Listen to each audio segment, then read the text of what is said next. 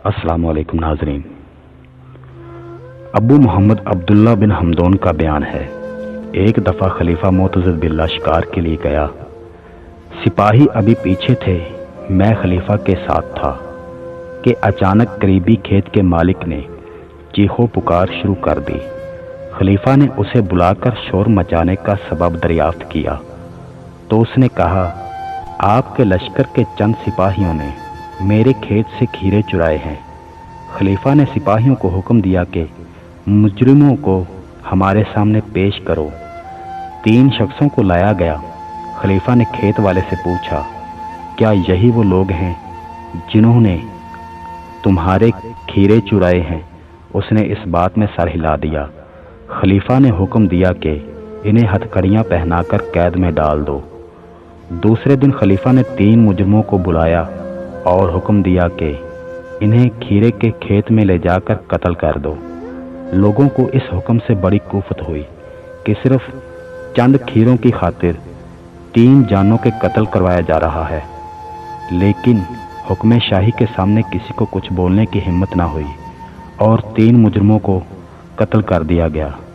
لوگوں نے خفیہ طور پر اس واقعے کی شدید مخالفت کی، لیکن آہستہ آہستہ بات رفع دفع ہو گئی۔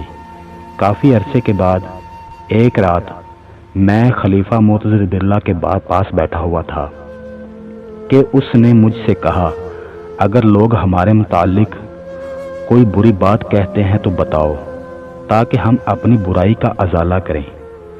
میں نے کہا، امیر المومنین، آپ میں ایسی کوئی برائی نہیں۔ خلیفہ نے کہا، میں تجھے قسم دیتا ہوں، سچ سچ بتاؤ۔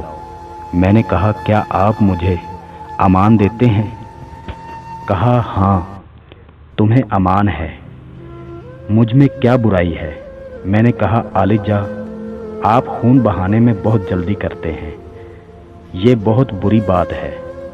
خلیفہ نے کہا، خدا عز و جل کی قسم، جب سے میں خلیفہ بنا ہوں کسی ایک کو بھی ناحق قتل نہیں کیا۔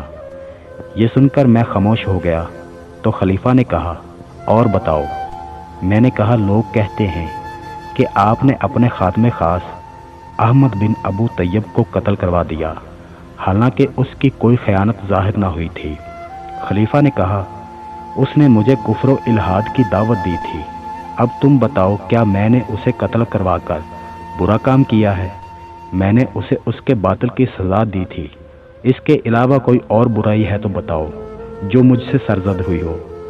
میں نے کہا، لوگ ان 3 شخصوں کے قتل کی وجہ سے آپ سے بیزار ہیں جنہیں آپ نے صرف چند کھیروں کے بدلے قتل کروا دیا تھا۔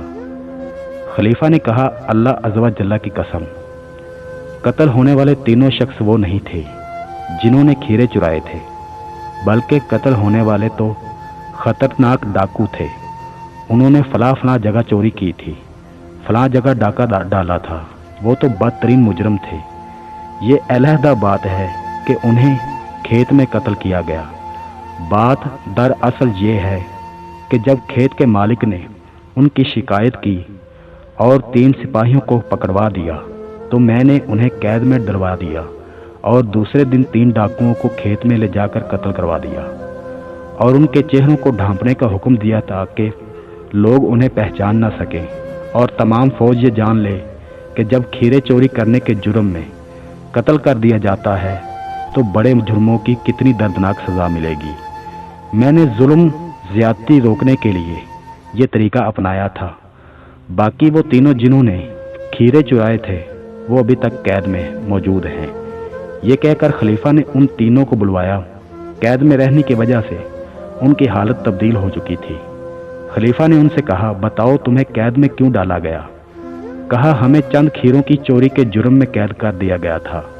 خلیفہ نے کہا، اگر میں تمہیں چھوڑ دوں تو کیا تم اپنی سابقہ غلطیوں سے تائب ہو جاؤ گے؟ سب نے بیک زبان ہو کر کہا، جی ہاں۔ یہ سن کر خلیفہ نے انہیں چھوڑ دیا اور بہت سے تحائف دیے اور ان کی تنخواہوں میں بھی اضافہ کر دیا۔ کچھ ہی دنوں میں خلیفہ کی یہ بات سارے شہر میں پھیل گئی اور خلیفہ پر ناحق قتل کرنے کی جو تہمت تھی وہ دور ہو گئی اور حقیقت واضح ہو گئی۔